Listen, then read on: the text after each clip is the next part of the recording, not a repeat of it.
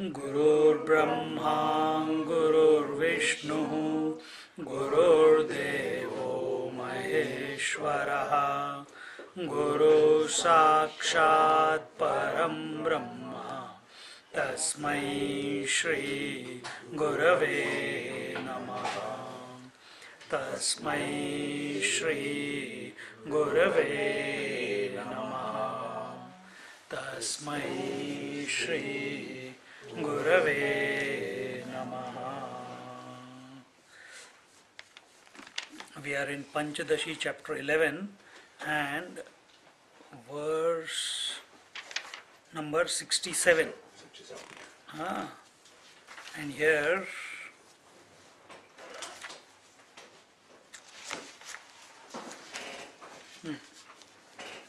now the teacher is quoting some Upanishads to qualify, to ascertain the statement. What was the statement? Do you remember? What was the statement? What happens in Anandamaya? We are talking about Anandamaya Kosh. And what happens in Anandamaya Kosh? That Vijnanmaya Kosh just transforms. Why it transforms? As if because there is nothing in Vijnanmaya Kosh for the doer to identify with. Because there are no other thoughts. Because what is Vijnanmaya Kosh? Aham vritti and idam. So there is no idam. When there is no idam, that aham then becomes even finer and is now called as Anandamaya Kosh. Now here it is told Mandukyatapaniyadi Shrutishvetadati sfutam Anandamaya bhoktrutvam Brahmanande cha bhogyata.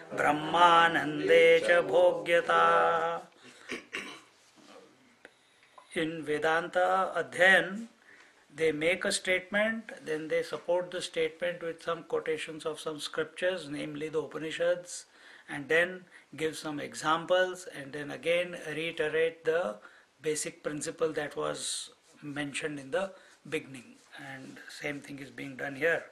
Here he says, he's quoting the scriptures, the Mandukya Upanishad and the Tapaniya Upanishad.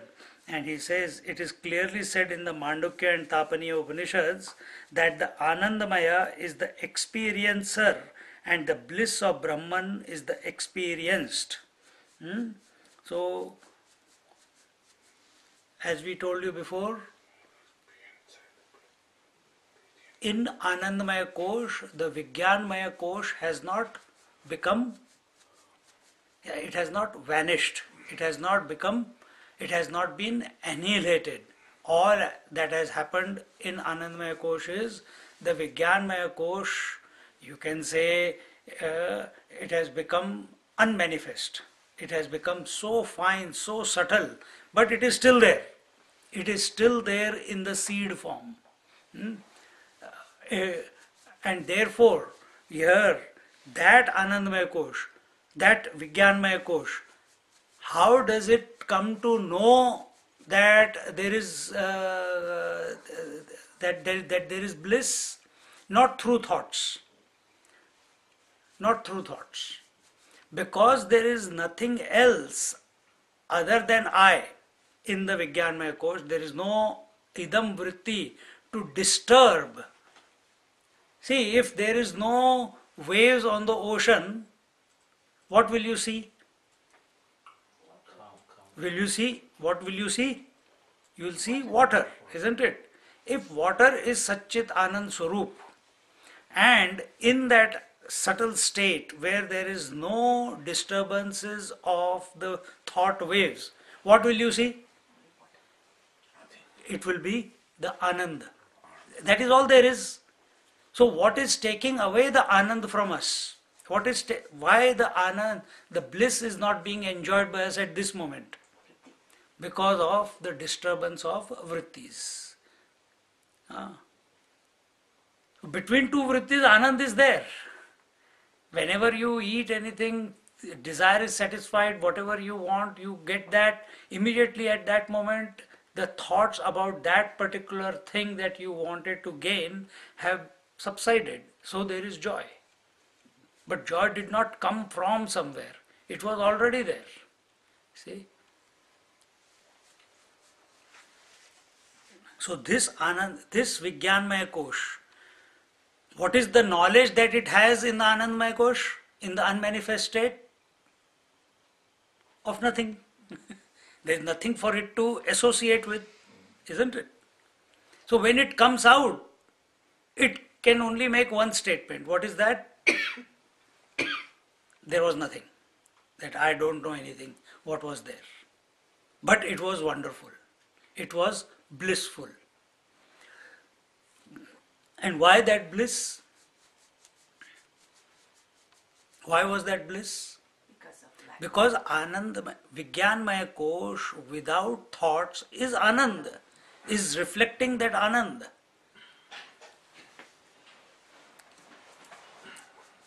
It has been stated very distinctly in the Shruti Granthas like Mandukya, Tapaniya, etc. that the Anandmaya Kosh is the enjoyer. So again, here they are taking it as, here it's told, Anandmaya Bhoktrutvam, Brahmanande cha Bhogyata. Anandmaya cha Bhoktrutvam. Bhoktrutvam is enjoyer. Kartrutvam is doership. So which one is the doer? The ego,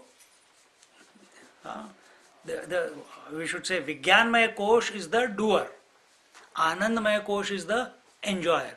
But that same I in Vijnanmaya Kosh, you know, you are the I. Don't imagine that I is someone different to you.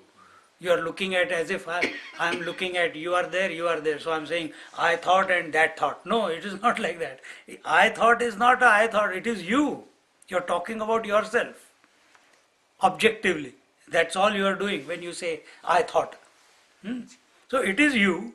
But now whenever there is something to do, immediately that doing will bring about a thought for whatever has to be done. It will project something. Whereas in Anandamaya Kosh, that doer is no longer there because he has got no other thoughts. There is no action involved by the I, no association involved by the I. There is nothing for it to hold on to. There is nothing for it to identify with in manner of thought. Then same fellow in the Vijnanmaya Kosh is called as the enjoyer.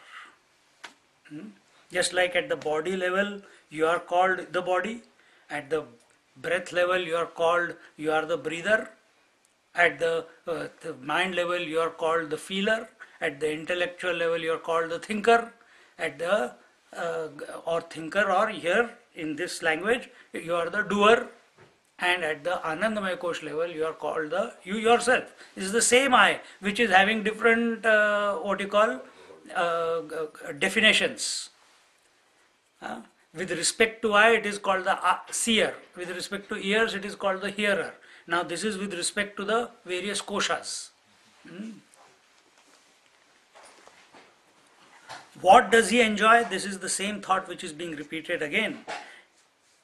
He enjoys the bliss of non-dual existence. That is why the sadhaka is advised not to think in terms of enjoying meditation, because if it is enjoying meditation, it is still a memory, it is still objectivity is there. If you say I am enjoying meditation And if you say enjoy meditation, then you will like to repeat that meditation. If I like a particular chocolate, then automatically, wonderful chocolate.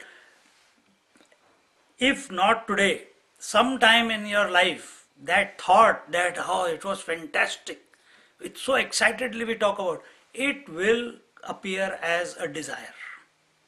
You will want to go and procure that chocolate again if it is possible. It will come. Oh no, nothing. It's already 1 week. Don't be overconfident. It will be the samskar has gone in because you reacted to that. How did you react to it? By enjoying it. Whatever you enjoy, you will desire it again. So what is told here? Do not enjoy the meditation. So what do we say after we conclude the meditation? Offer the experience to the Lord so that no memory is left over. Because if memory is left over, the desire for experiencing that again will arise. Think of this.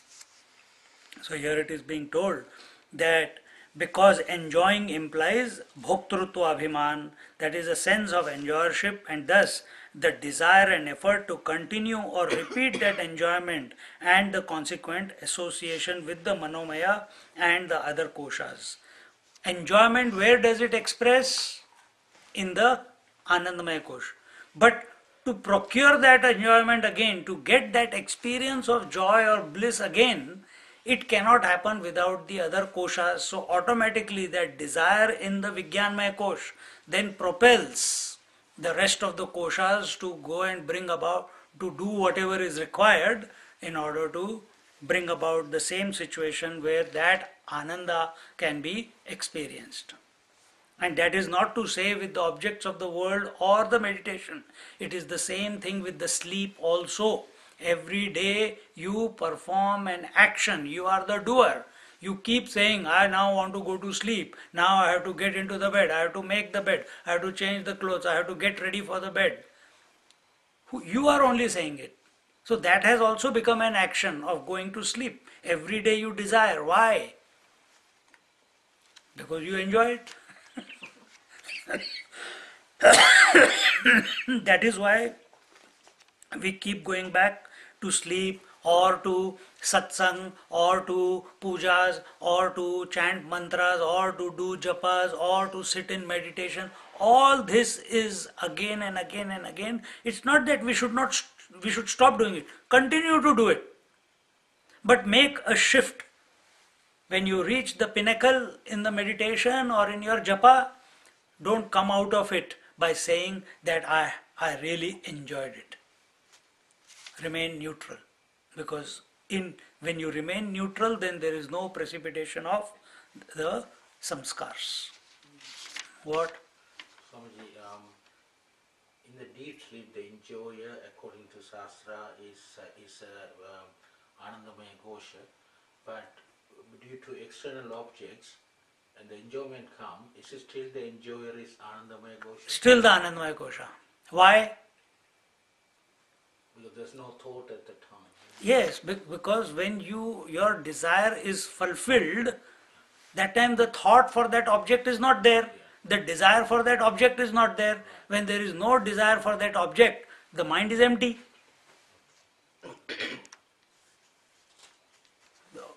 The joy is not coming from outside. Your nature is that of Satchidanand. Your nature is Satchidanand. This joy is not coming from somewhere outside, from the above the clouds. It is not even coming from inside out. It is not even coming from inside. Oh, inside my nature is Satchidanand, now it will come out. It doesn't come out. Everywhere that alone is water coming from somewhere. All that happened was the wave subsided. But was the wave not water? But then why was wave not able to recognize the water? Because its attention is not on water, its attention is on other waves. Its other attention is on its own beginning and end. Its attention is on its own annihilation. Its attention is not on the essence. Then what is the best meditation? What is the practice that we all have to do all the time? In spite of doing everything, even while listening and even me talking at this moment. Be yourself. Be the I am. Be that power, be that force, be that substratum, be that awareness in whose presence talking, thinking, feeling, acting, doing your duties, doing your chores, everything is going on. Can it all take place without you being there? Can right now you sit if you, the life, is not present? Just for that, nothing is required to be done. No special sadhana is required. No special sadhana is required. You have to just be aware of that life, of that conscious principle. Automatically, as you practice this for a few days, you will see your eyes twinkling. There will be luster in your eyes and face. The joy, unexplained. There will be spring in your step. You don't know why. But the mind will go and start looking. Don't forget. It's all this is happening. You keep attention on the I am. The conscious principle. The awareness. Be aware of everything. Don't be aware of the world. Don't be aware of the body. Don't be aware of the breath. Don't be aware of the mind and emotions. Don't be aware of the thoughts. Be aware of the conscious principle. I'm not asking you to be aware of something.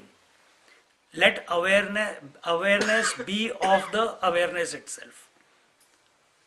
Of the life. And that life that is expressing through you right now, as you, it's not an object to be caught. See? And the more we come back to that, you are in meditation. Nothing else needs to be done. Because people don't want to focus in that direction. They don't want to focus on themselves, the real them. Therefore, all other sadhanas come into being, including this one. It's just a way to explain, because as compassionate the scriptures are, they are giving us different ways of approach to come to the same. The whole essence of all Pancadasi, all scripture, I just told you. And this doesn't require you to sit anywhere, doesn't require you to stand anywhere. You can be wherever you are doing whatever you are. Only thing is, you must be aware of that life force. That's it.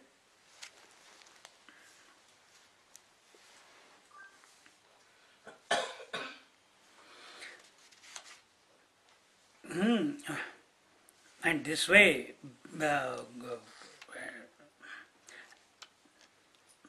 and the person is taken away from the essence. We are swept away into the world of all other koshas and eventually into the world. Why?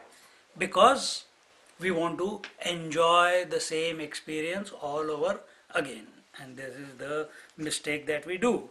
In respect of the man of wisdom, on the other hand, who is established in his own essential being, his bliss is never disturbed because he is not enjoying bliss. He is bliss. Underline. He is bliss. He is not enjoying. Bliss is not an object of enjoyment.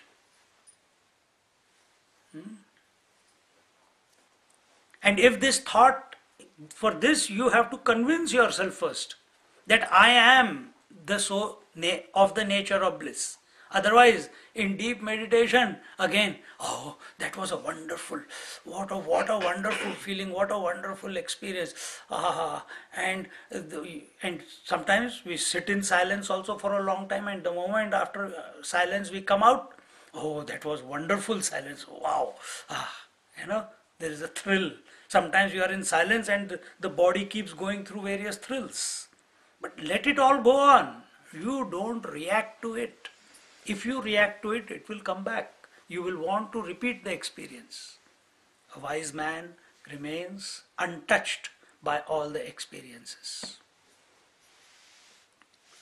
Therefore, the Upanishad says very clearly that the Brahmananda may be experienced in deep sleep, but it has the inherent duality of the enjoyer, the Anandamaya Kosh, and the enjoyed, the Brahmananda. It is that Atmananda, Brahmananda, the source, the Paramatma alone, which is reflecting in the various koshas, in the Anandamaya Kosh as well as in the Vijnanmaya Kosh. The relevant text of the Mandukya Upanishad is now taken up and explained word by word. Now a complete analysis of that particular verse which explains this. Like we saw in the 7th chapter, I think, where it was that Ishavasyam Idagam Sarvam, each word was taken in the 7th chapter and the whole book was one chapter only. I think 7th chapter. 7th chapter. 8th, 9th and 10th was the third book. In that whole chapter, every word was taken and analyzed. Similarly, it's not going to be that long, but this verse is taken up, which explains that, and each word will be contemplated upon. Eki bhuta sushuptasthaha Eki bhuta sushuptasthaha Prajnana-ghanatam gataha Prajnana-ghanatam gataha Anandamaya ananda Anandamaya ananda Bhukchetomaya vruttibihi Bhukchetomaya vruttibihi. The deep sleeper, having attained oneness with Anandamaya, becomes undifferentiated. Here, he, with the thoughts born of ignorance along with Chidabhasa, becomes the experiencer of the bliss. This is explained. It says, the one who is now in the state of deep sleep and who is Anandamaya Kosh, Abhimani, has become one with the unmanifest and undifferentiated consciousness. So what is Vijnanmaya Kosh? Differentiated consciousness, where idam aham vritti and idam vritti is there. And what is Anandamaya Kosh? Undifferentiated consciousness.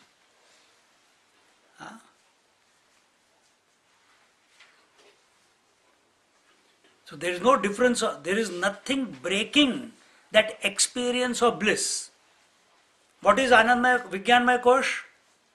Anandamaya Kosh with blisters is Vijnanmaya Kosh. The blisters are two, aham and idam. See? Then come to Manomaya Kosh, even more blisters. Come to Pranamaya, Mano and Annamaya, even more. And forget about the world. You need lot of band-aids.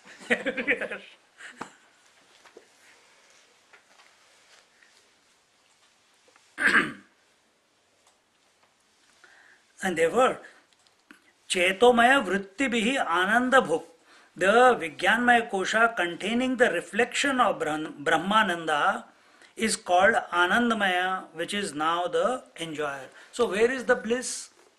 Right now, is the bliss expressing through us? Through Ananda. Is it expressing through us right now? Yes. Why we are not able to experience it or be it? Because of the disturbance of vrittis, thoughts. What happens in Anandamaya Kosh?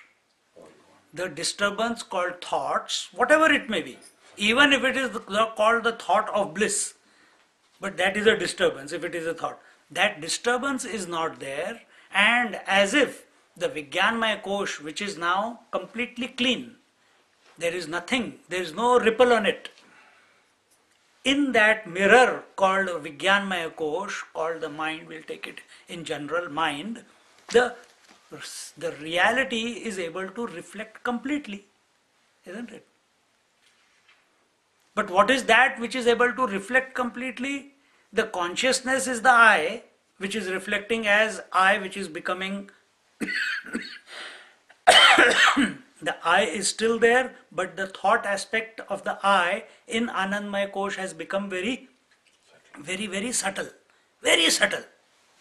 It has gone back, it has become unmanifested. Why it has become unmanifested? Because it had nothing to associate with, no thought to associate with. Then what about rest of the Vijnanmaya Kosh? Because the moment the thoughts subsided, not even one thought was there, even the thought of I, the I thought also, the I is there, but the thought aspect has subsided. The entire Vijnanmaya Kosh becomes like a clean mirror in which the entire bliss is reflected. A bliss of consciousness. You see, this is what is taking place. Meditation also same thing is happening, but you are aware, you are conscious. Here you are not conscious. And how do you know you are not conscious? Again the question will come, because when we wake up we say, I don't know where we are, where I was, isn't it?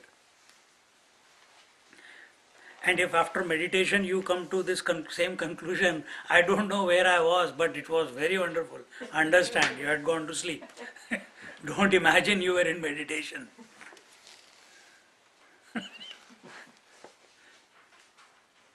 Because mind is very, very smart. It has the capacity to make you feel you're really on to something, You will sit straight, body will be straight, you will not slump or anything, perfect posture, but it will go to sleep. You're in perfect posture behind the car wheel and you go to sleep. What about meditation? Yeah.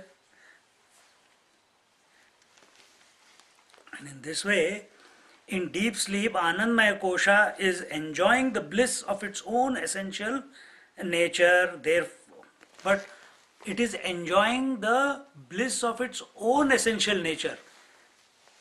But that enjoyment is without thoughts, because kosha is a sheath.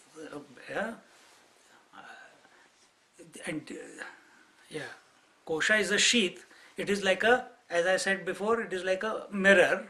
There is no disturbance on the mirror, there is no dirt particle on the mirror called thought, and therefore that bliss is able to reflect completely. And imagine that mirror says, oh, that was wonderful. I could experience everything completely. Therefore, the essential nature of this blissful existence, Swarupananda, is both the enjoyer and the object of enjoyment. The enjoyed is I, the instrument of enjoyment is I, and the I is enjoying itself. See? So therefore this is called experienceless. Experienceless if it is done consciously. That is true meditation then. So when I just now when I was saying that you keep focus on that life force, that life principle, that I is aware of I. That's all. In spite of everything else. And slowly, slowly, just like sleep sucks you in, this I will also suck you out, suck you away from the world. It will suck you away. But don't cry that time. No, let me get her married, let me get him married, let me finish my job, let me tell my employer that I'm getting sucked in, so they are prepared that tomorrow the employee will not come. The mind will come. Let me go and tell my parents, It used to happen. When I used to be in meditation before I went to the ashram, I used to tell her. Sometimes this feeling used to come that I will not come out of meditation. And I used to tell her, do not ever dare come on my door and knock and shake me up if I am in meditation. Because I have a feeling that I am going deep in and I might not come out for 2-3 days. Ask her. And whole nights used to go sitting in meditation. Because that feeling was there that maybe what happens, I don't know. I had not read any scriptures. It was just experiential, so to speak.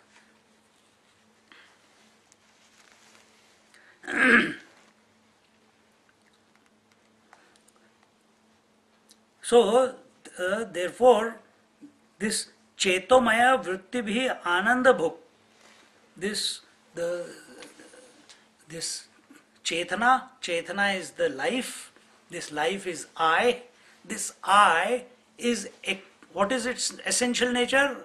Satchit Anand. So this I is experience its own bliss, but without a thought. And that bliss. So remember that I thought in Anandamaya Kosh is the I is there, but without the thought aspect of it, isn't it? Or very, very subtle. It has become unmanifest.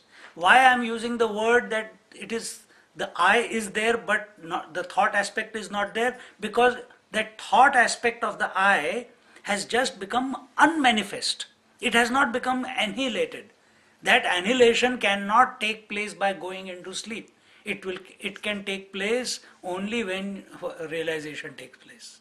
And that capacity to annihilate everything is only in the Brahmananda or Brahman. Only when we focus on that, on the self, then complete annihilation of the thought. Annihilation of the thought means there is no disturbance on account of presence of thought or absence of thought on you, the I. That is called annihilation of thought. Means that thought has become like a burnt rope. Its shape is there, but it is not able to tie you down. See? And that is what is told here. Having given an overview of the Shruti Vakya, each word is now taken up one by one and explained. The first word is Eki Bhutaha. Vijnanamaya Mukhairyo Rupair Yukta Puradhuna Salaye Naikatam Prapto Bahutandula Pishtavata The self, that self which has become many on account of its identification with Vijnanamaya, Manomaya Kosh, etc., during waking state attains its original oneness, now in deep sleep, due to the absorption of these, just as the powder made out of lot of rice grains. For this, one basic premise you have to understand, and that is everything that you know or you don't know, everything is pervaded by that self. Everything is pervaded by that Paramatma who is of the nature of Satchit Anand. Just like every wave is permeated by water. There is nothing else other than water. There is nothing else other than water. But we are calling that water as wave. Everything is nothing but that Satchidanand Swarup, but because we are not seeing at that Tattva, therefore we are calling it, that same Tattva is as if divided into multifarious names and forms. Names and forms appear only on the surface of the consciousness. Like the crease appears only on the surface of the cloth. Only on the surface. It's just it's not even surface, it's only an appearance. If you want to take the example of ocean, waves appear on the surface of the ocean, but ocean is much deeper, larger, wider, it's of the nature of infinitude compared to the wave, isn't it? Where is wave? Not only 1 or 2 feet. And how many kilometers deep is the ocean? Deepest 14 kilometers in Pacific. It's that deep. Similarly, where are all these names and forms? Only on the surface.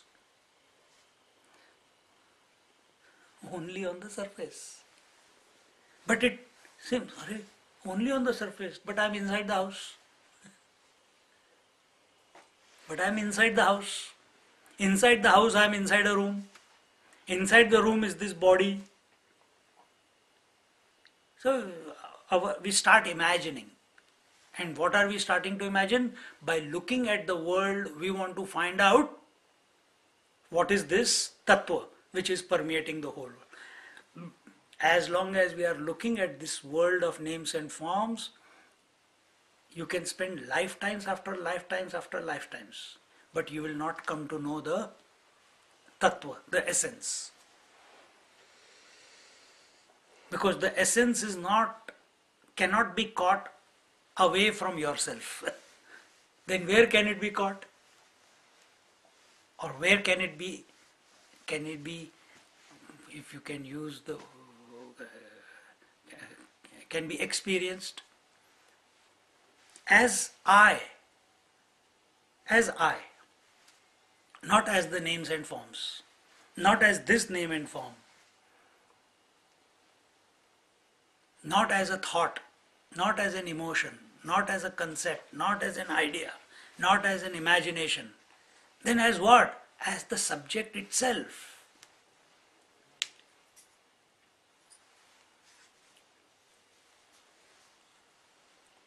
Right now, we have given overdue importance to the names and forms.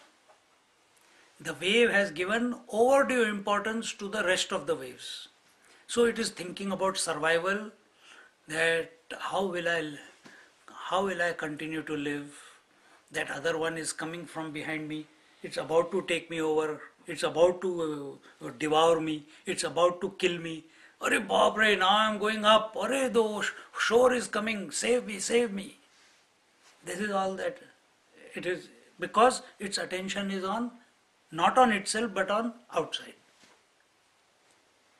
Once it becomes aware of its own nature, will that fear be there? Will that fear be there? It will vanish. There and then it will vanish. All ignorance will vanish. Because fear is the expression of that ignorance. Of what? Of knowing yourself. That I don't know myself. How dare you say that to yourself, that I don't know myself? Don't you know who you are? Yes. Tell me who you are. I am 5.5 feet tall, 80 kg weight. I am a son or daughter of this mother and father. I was born in this country. No, I am not talking about that. You are defining yourself through various names and forms and time, space and objects. Tell me who you are. You know you are. Then why you are taking support of other things to explain who you are? Oh, okay, sir. I am the body, I am the breathing, one who is breathing through this body, I am the one who is feeling through this mind, I am the one who is thinking through this. Again you are taking support? No, that is not me or what?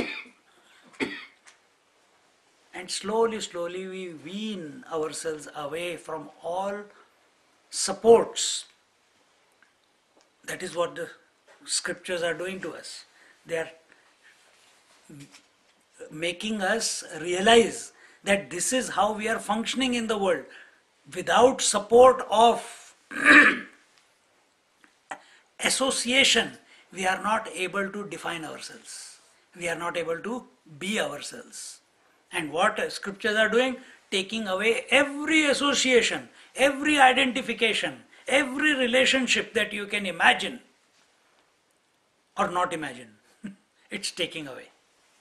It's giving you that vision that start seeing yourself by yourself. Don't look at yourself through something else, through the thoughts, through the emotions, through the body, through the wife, through the husband, through the scriptures. No, answer is not there. Even not through the scriptures. You have to see the self by the self, in the self. To come to this point is all this satsang studies is going on.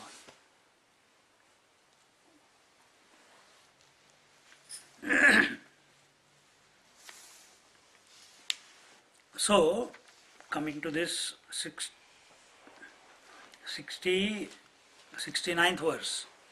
The Atma which has now become Jiva with reference to the earlier conditions of the waking state by the conditioning called Vijnanmaya Kosh and the other three koshas becomes associated and identified with these four conditionings. This you all understand that this identification has taken place. Why it has taken place? That's how we were born. Okay. Because we have forgotten to see ourselves as we are. Why did that happen? It happened. Bhaiya, ab kya karenge? Now find your way back. Simple as that. Don't harp on why it happened. There's no answer to it. And because there is no answer to it, different schools of philosophy give different same thing but in different words. Maya, Prakriti, ignorance, hypnosis, divine hypnosis, whatever different things they say. But all meaning the same. The avaran, all means the same thing. The same Atma in deep sleep absorbs all the conditionings within.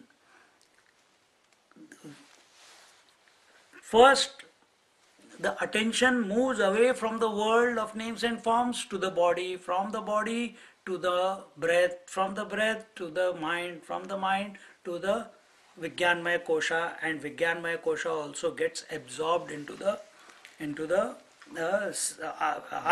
Kosha. Therefore, in the deep sleep, there is no differentiation of the other four koshas. These differentiations, which are absent in one's essential nature, are also absent in the Anandamaya Kosha. Therefore, Anandamaya Kosha is very, very close, the very next thing. If it cannot be said that it is next to it, because everything is Paramatma only, isn't it? Everything is self alone. But because we are saying it in various layers, so the Anandamaya Kosh is very close to the Paramatma, to the self. Why? Because in Paramatma or Atma, there are none of these four koshas available, and in Anandamaya Kosha also, all these four koshas are not available. In the self, the four koshas are absent. In Anandamaya Kosh, the four koshas have become unmanifest. So the differentiation is not there. Therefore, Eki Bhut, all the elements have become one. All the differences have become Eki. All the variety has all merged back into its own source. And that, because this verse is about the word Eki Bhut. This verse is explaining the word Eki Bhut. Remember, don't forget, the 68th verse, Eki Bhuta Sushuptastaha Pragnana Ghanatam Gataha Anandamaya Ananda Bhukcheto Maya Vrittivihi.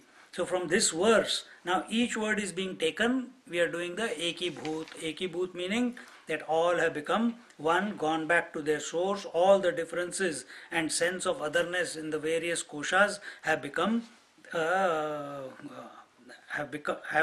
gone. And in that, where all these differences are gone, is called Anandamaya Kosh. Because if even one difference was there, you cannot go into deep sleep. You cannot go into deep sleep. Even if one thought is there, you cannot go into deep sleep.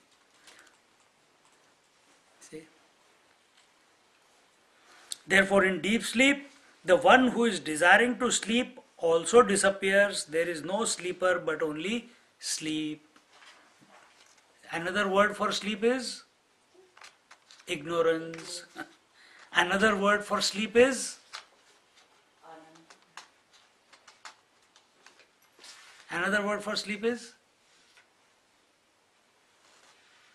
bliss. Bliss. Don't forget that one. See?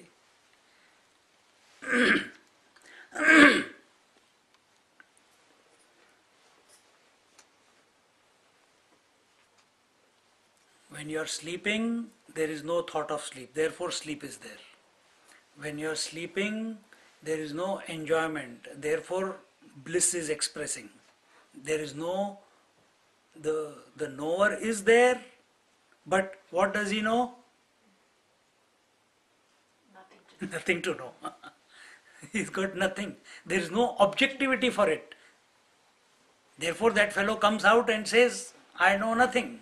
I was in a Gaga land.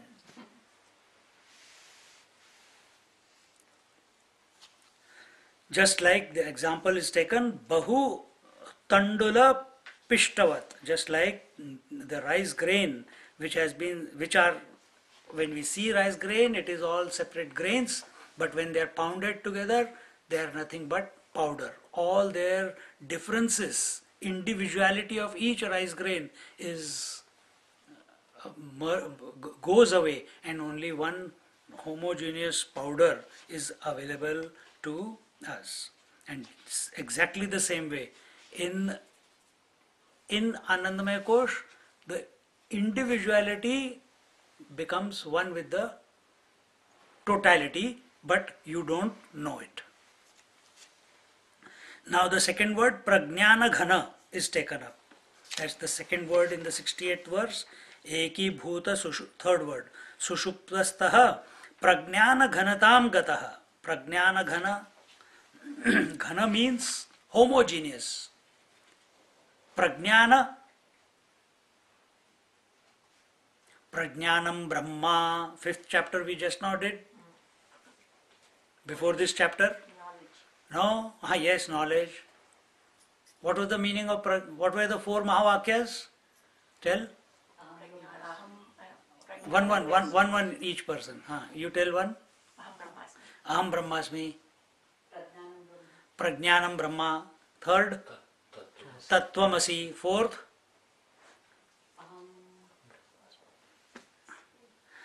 Ayo. Mini.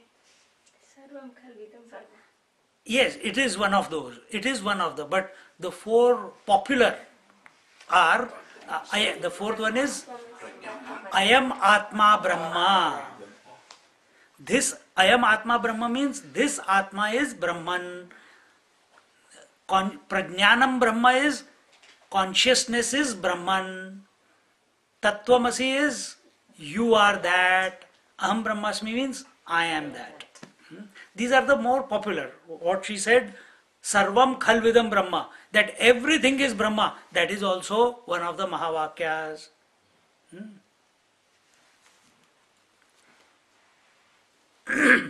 And like this, because these are just 4 or 5 popular ones which we just mentioned, but there are hundreds of them which when we study Upanishads, everywhere they keep popping up.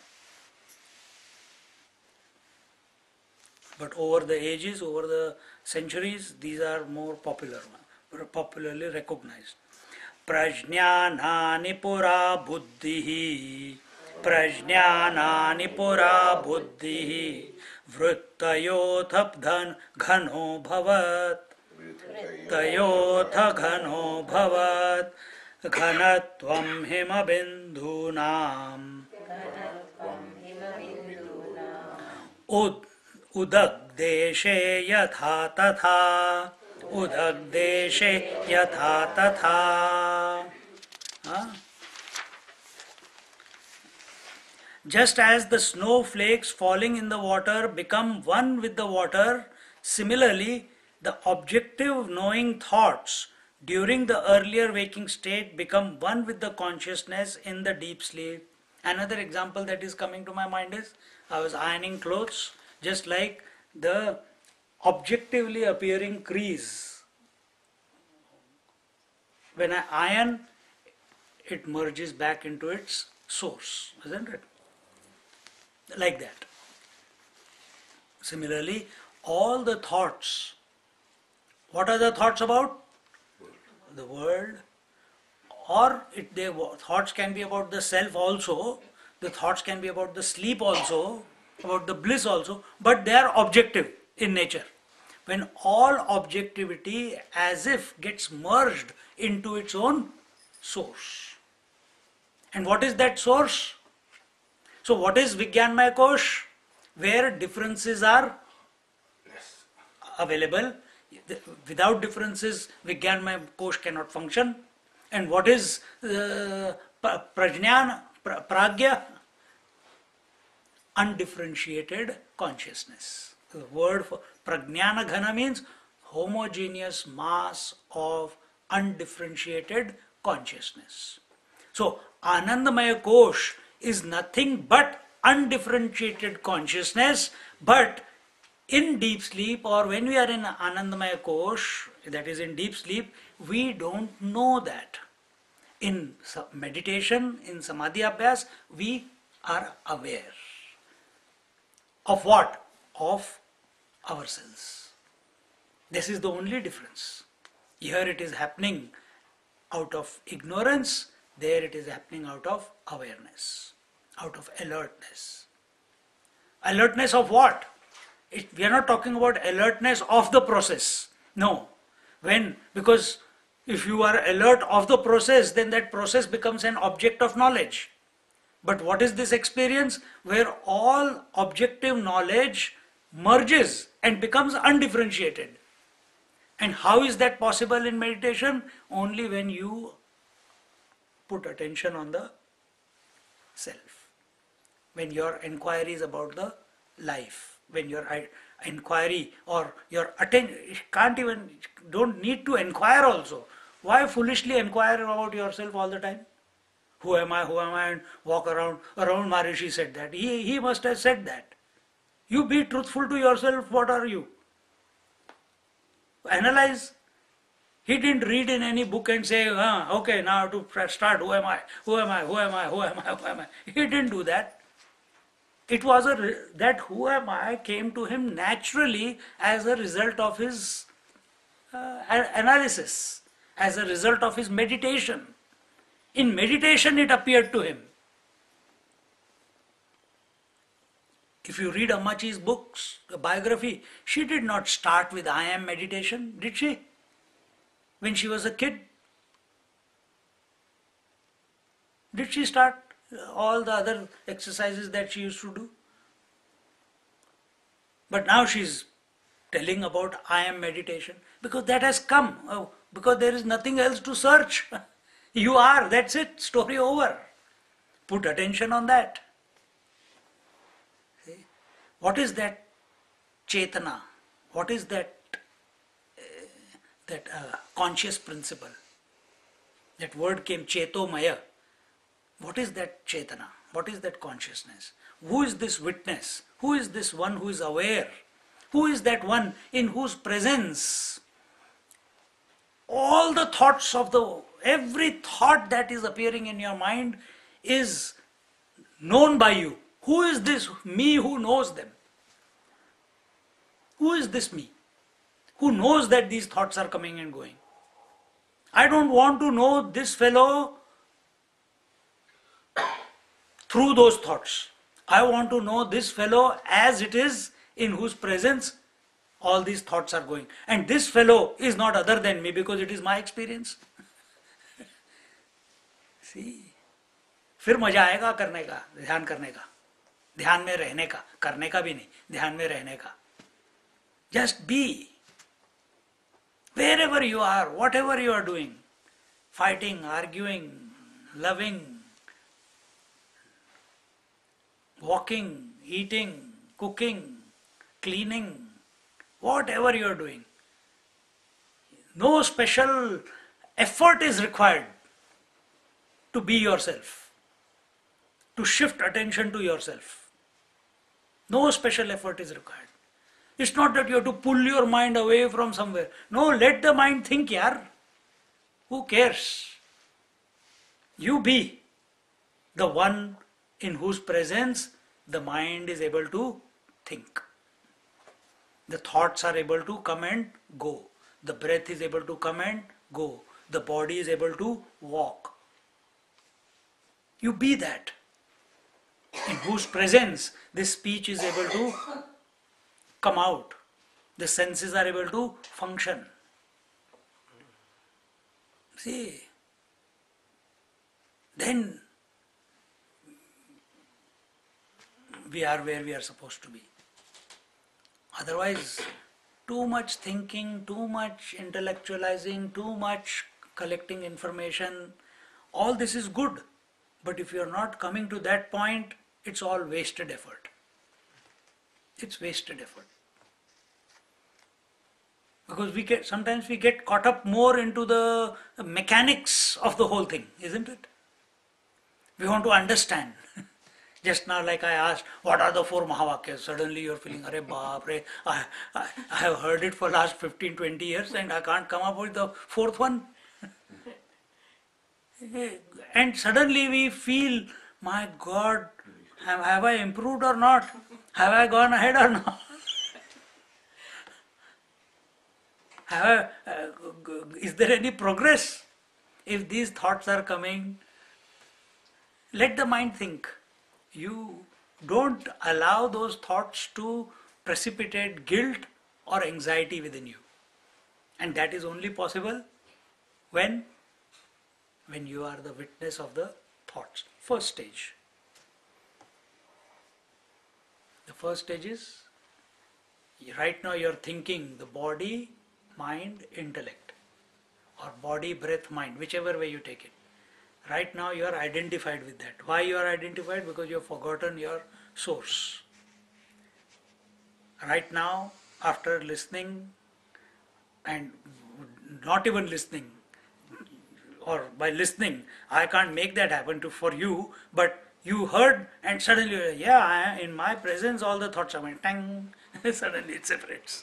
So these 3 are going on, vibrating away, creating the waves of thoughts, but this fellow is not affected because he is not identified with them. Sometimes he'll be identified, sometimes he'll separate. Sometimes he'll identify, sometimes, and over a period of time, he can separate, but it will never be a permanent state.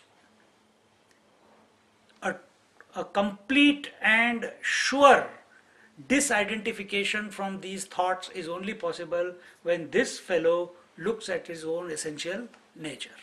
Only then it is possible that these thought waves become impotent. Otherwise it's not possible. If only just here and not attention on this is called a Jada Samadhi. But it will not. One strong, deep, forceful emotion or thought comes from here, bang, again it will go back. Because he's got no stronger avenue where to focus. So he must, the surest way, what we just now said, focus on that conscious principle. Be that substratum, be that foundation on whom all the thoughts, all the confusions, all the agitations, all the frustrations, all the joys, all the likes, all the dislikes, all the hunger, thirst, comfort, discomfort, heat, cold, everything is being experienced, is appearing as thought in your mind, isn't it? Every experience is coming as a thought. Because on whom this thought is coming? Who is knowing this thought? Who is? Right now also,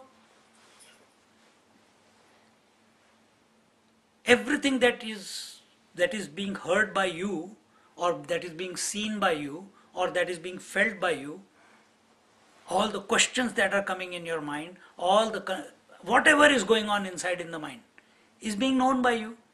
You may give it expression, or you may not give it expression, but it is taking place right now also. In whose presence it is taking place? In my presence. Who is this me?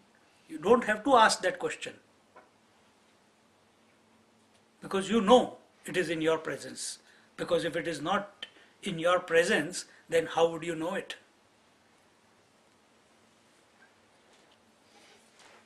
But somewhere this unholy identification has taken place with everything that is going on, and this identification is not possible. It's not possible. But still it seems to be there. And we are all knowingly or unknowingly seeking a solution to that unholy association. Gandharva Vivaha has taken place here. We want to get out of it.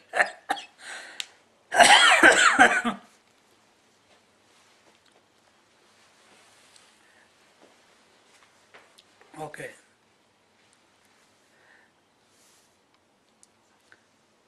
The prajnana ghanatva or undifferentiated knowledge is called a sakshi bhava or witnesshood in Vedanta Shastra.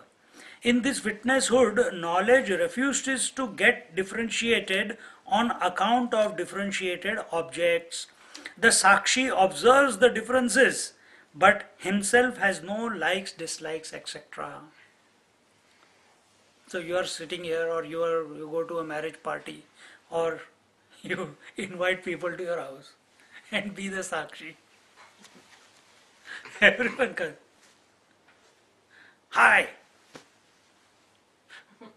Anything for food? Needs to be heated. Okay. Not that way.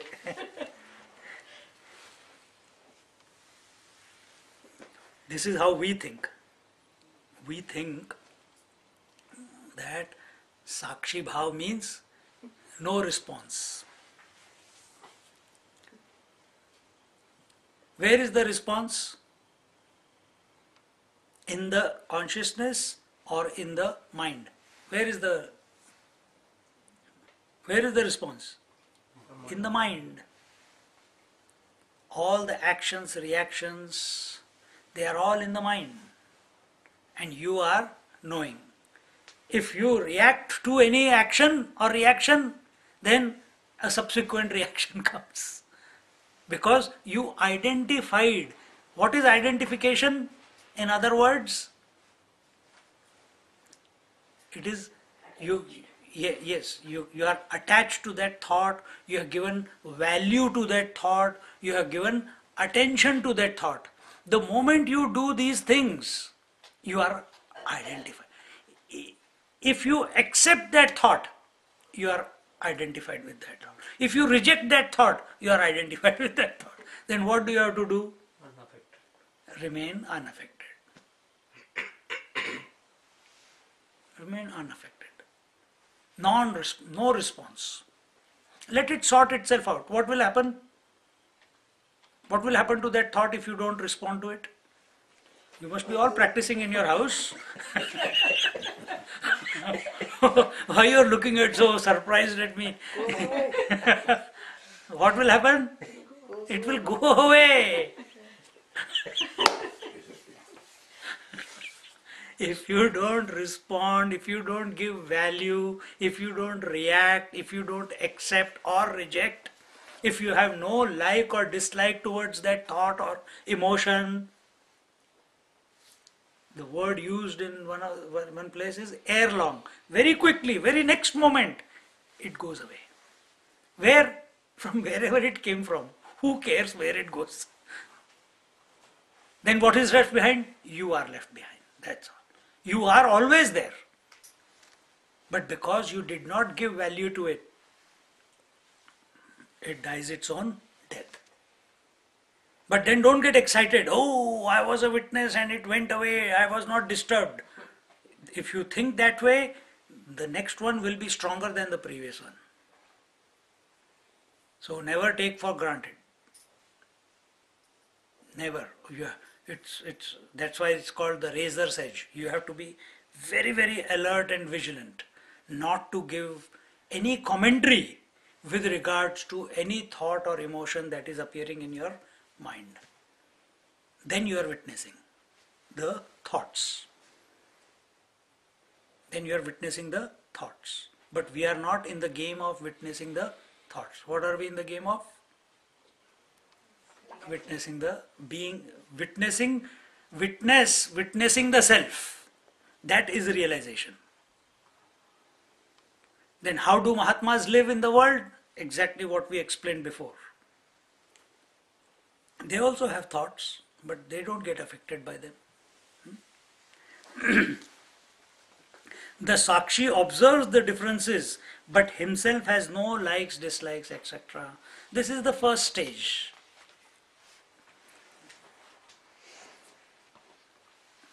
Then लौकिकाः तार्किकाः दुःख अभावम प्रचक्षते. Those who do not have Vedanta knowledge, what are those people called who don't have Vedanta knowledge? The worldly people, the common folks, the non-believers, those with what you call limited intellect. Does not mean we have become suddenly collar ऊपर चढ़ के बैठ गए कि हम तो वेदांत, we are Vedanti. You won't have the horns on both sides. Vedantis get the horn in the middle. Not that way. So who are these local? The common people, the general folks, and those who are only caught up in logic, those who are only caught up in discussions and arguments. And for them, because their attention is, why this word is being used? Because their attention is not on the self. What is the difference between common people and the Vedanta people? Those who practice Vedanta or those who follow the path of Vedanta? Vedanta's goal is not to get lost in the words. Through the words, with all this analysis extra that is being done, we never forget what is the purpose. What is the purpose? Veda Anta, to go beyond the words, is our goal. And who are the otherwise people? Those who are taking the words as the final praman. They are caught up in it, they live in it, they cherish it, they debate about it, they logic, more questions, more go into it, but answer is not there. Because no perfect answer can be given with regards to the truth, with regards to the self that we are at the level of thought. No perfect answer can be given. So it can be only your opinion, her opinion, his opinion, my opinion, as many. If 8 billion people are there, 8 billion opinions, all of them stand true. But then, what is the greatness of our scriptures? They have taken all the various, they have researched, the revealed scriptures are there, and they tell us, think in this way, and you may come to. There are many masters, I have said it before. Majority of the masters, Mahatmas, they have never studied scriptures. Ramana Maharshi never studied scriptures and then went to meditate. Satya Sai Baba never studied scriptures and went to meditate. Gajanan Maharaj did not study scriptures and go to meditate. Shirdi Sai Baba did not study scriptures and go to meditate. Neem Karoli Baba did not study scriptures and go to meditate. Sur Das, Kabir Das, Meera Bai, Mahatar Baba, Ramakrishna Paramahansa, who has studied scriptures? None of them. And here we think we are smart, that we are little bit logic we know, and we quote from here and there, and we think we are very wise. Don't get caught up in this whole janjal. It says in Upanishad, it comes, Shabda Jala Maharanyam. The trap of words is a huge forest. You'll never be able to come out of that jungle. So give only that much value as it is required to these words, because we are on the path of Vedanta. We are on the path to self-realization. We want to know ourselves. And the self, another word for the self is Vedanta, looked at from the worldly point. Because we are using the word, for that also we have coined a word, Vedanta. That where the words end, that is the self. See? So what is their conclusion? These common people, these logicians, these laukika is the common people, say that this prajnana ghanatva of deep sleep is the state where there is absence of misery. Now look at it in the light of what was told before. What did we say deep sleep was? Where there is no thought of objectivity. The thought of the I also has become so subtle that the thought aspect is gone. The bliss of the self is reflecting in the Vijnanmaya, Anandamaya Kosh, isn't it? And what are these fellows saying? That Anandamaya Kosh is the state where there is no absence of misery. Every human being wants to go into deep sleep only for that reason, not to know the self. Because if he wanted to know the self, he would sit in meditation, he will not go to sleep. But he is going to sleep. Why? Enough of the day, enough of the thoughts, enough of the load, enough of the responsibilities, enough of the duties, enough of being the various roles that I have been living. And we get tired of it. And therefore, why I want to go to deep sleep? Why I want to experience deep sleep? Because there is absence of misery. What is this misery? Born out of thoughts. But Vedanta, we go one step further. What is the next step? Dukkha nivritti, nirankusha trupti. Trupti means contentment. Trupti means bliss. Nirankush. That means it is not dependent on anything. Misery, is it dependent on something? What do you say? Yes. It is. Yes. Yes. Without something or someone or some role or some thought or some object, because of that only the misery comes. And what is Nirankusha? Nirankusha? Without unobstructed. There is no cause for that bliss. It is not because of a thought. It is not because of an experience. It is not because of an object. It is not because of a role that you are playing. It is not because of any relationship. It is not because of any identification. It is not because of any association. See? So, in Vedanta, common people go to call deep sleep state as absence of bliss, absence of misery, and what we are defining it as, not we don't want to just go there, we want to go further, and to go further we have to recognize, hey, this state is very close to the self, because the way it was just now explained, then to know that this is the mechanics of the mind, this is what is taking place. Oh, can I duplicate it in the waking state? Is it possible to duplicate it in the waking state? Can I become thought free? Can I sublimate all my thoughts and make them undifferentiated while in the waking state by remaining and watching that this is happening to my mind? Is it possible? Yes, it is possible.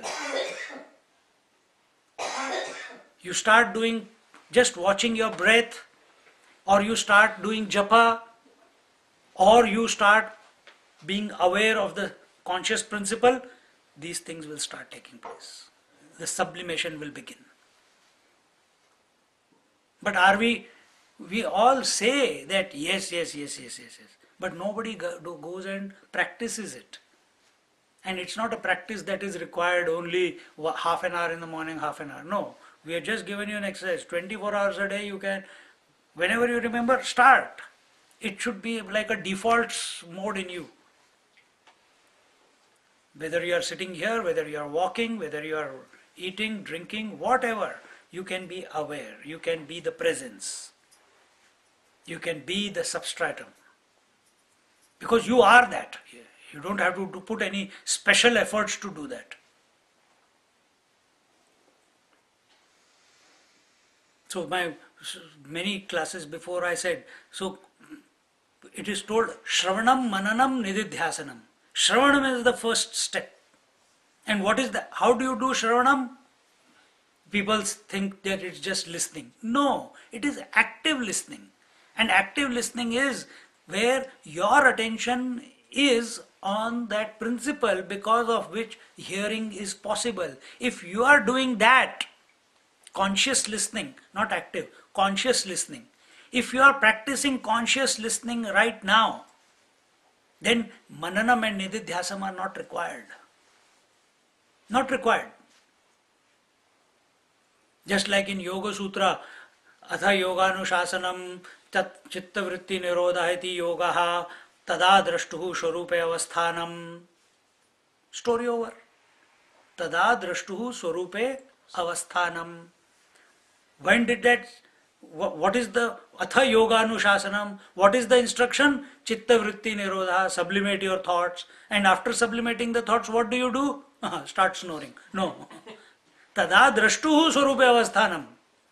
Then put attention on the swarup, put attention on your nature, put attention on the conscious principle, put attention on the presence in that empty mind. Because after thoughts have sublimated, if thoughts have sublimated, what will happen to them? They will become undifferentiated. Mind will become chitghana. There are no thoughts, there is only mind. Mind without thoughts is consciousness. Thank you. Mind without thoughts is consciousness.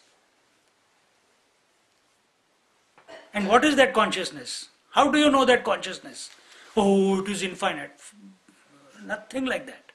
Then what? It's the sense of I. There is no sense also there. It's just I without a thought. Then don't cancel it by thinking, oh, there's nothing there, there's nothing. Nothing what? You are there. So bring this about. See? People want to sit in meditation, but you can't sit in meditation 24 hours a day. You have to do whatever has to be done has to be done. So how can I, doing what I have to do, continue my spiritual practice? This is the way. If you keep practicing this on a daily basis, I guarantee you, within 2, 3 days, 4 days, automatically a pull will come from inside, and you will not be able to stop yourself from going and sitting and into meditation. Wherever, floor, bed, chair, wherever. But you will feel like enough. It just pull you in. That time don't start imagining in your head, why am I feeling so weak? Why am I feeling so lethargic? Something is going wrong with me? I'm not having any interest in the world. Am I going cuckoo? Don't cancel that pulling in by these negative thoughts. But majority people do this. Majority people do this. This is the way mind survives, by cancelling it, by creating doubt, samshaya.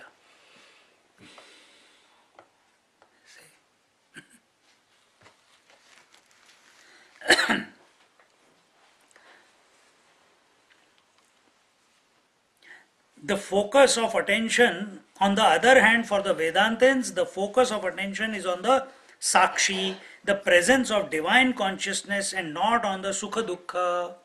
The attention of the seeker should not be on the joys and sorrows. What are joys and sorrows? Just experiences. Our attention is not on the experiences. Where should be our attention? In whose presence these experiences are coming and going. Who is the experiencer? Put attention on that. Who is witnessing? See, first you put attention on the experiencer. Then you realize, hey, how many times I'll keep putting attention on the experiencer? Because in my presence, all the various experiences are coming and going. So I am the witness. So you put attention on the be the witness. Initially, you put attention on the witness by way of thought. Because I is also a thought. Isn't it?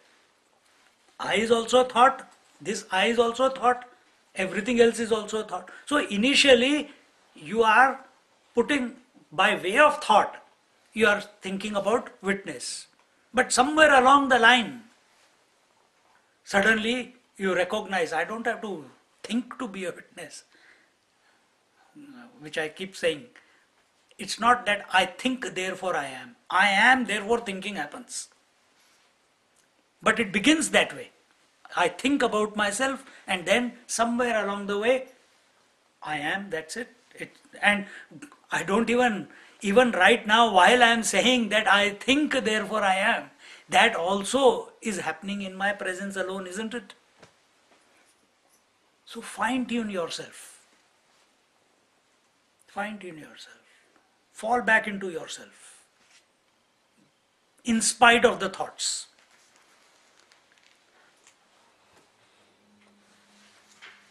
Yavat dukkha vritti vilopanat, by the laukikas, worldly people, and tarkikas, logicians, prajnana ghana is understood as a shoka nivritti, absence of sorrows, because in deep sleep all thoughts pertaining to pain and unhappiness are subdued or become unmanifest. They have not become dead. They have not become impotent. They have just become unmanifest.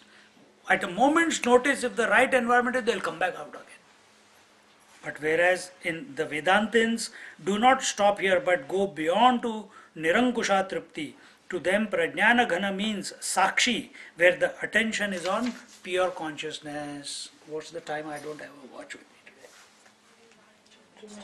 Okay. So we have hammered this point today. Hammered ourselves back to ourselves. So don't get lost in logic, don't get lost in too many words. There's no point. The answer does not lie in words. Words are important. Each word independently can give you nothing. No conclusion. Therefore, Nachiket asked, O Lord of Death, what is that knowledge by knowing which there is nothing else to be known? If you take that thought also and sit with yourself before sleep, in the morning, during the day, what is that knowledge by knowing which all other knowledge is possible? So, all the knowledge during the days, even right now, all the knowledge is possible at the intellectual level, mental level, sensory level. What is that knowledge because of which all this knowledge is possible? Don't I know the senses are functioning? Don't I know the mind is functioning? Don't I know the concepts are being formed, thoughts are being coming and going? Yes. What is that knowledge because of which all other knowledge? Exactly the same thing put in another words in another Upanishad. Exactly the same thing. It's for our benefit that the various scriptures have come to us. They're banging us from this way, banging us from that way. Go back to yourself. Go back to yourself. And we, instead of going back to ourselves, we are lost in comparing the scriptures, this commentary says this commentary says that. It does not mean anything. Does not mean anything. Because we are missing the basic point. Basic purpose of studies is to fall back into yourself while studying, while listening, while talking, while speaking or giving the satsang. Not afterwards. While. Just like when you are listening to a bhajan, you fall into that beautiful space, isn't it? The singer also falls, then the right tone comes out of that person. You can know, you can see that that singer is enjoying the bhajan. रम जाता है वो उसमें.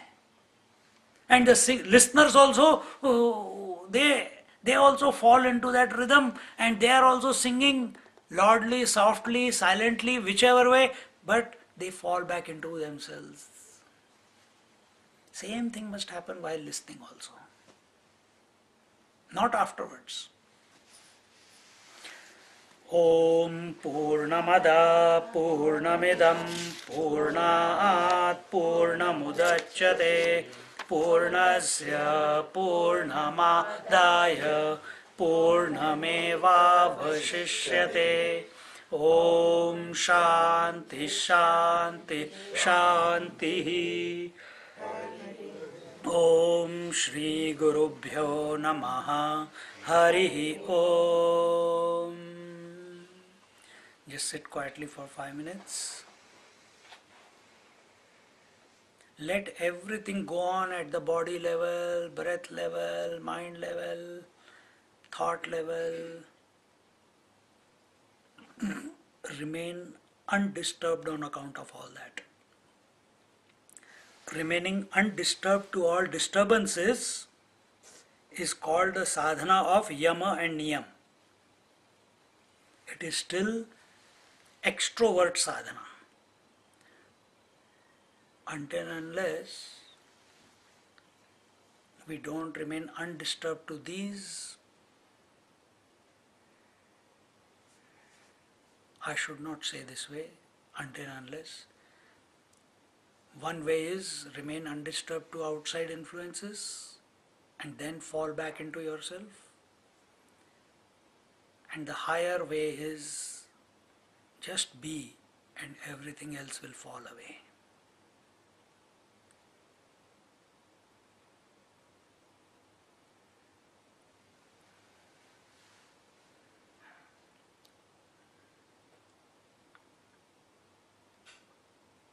No special environment is to be created in the mind in order to be.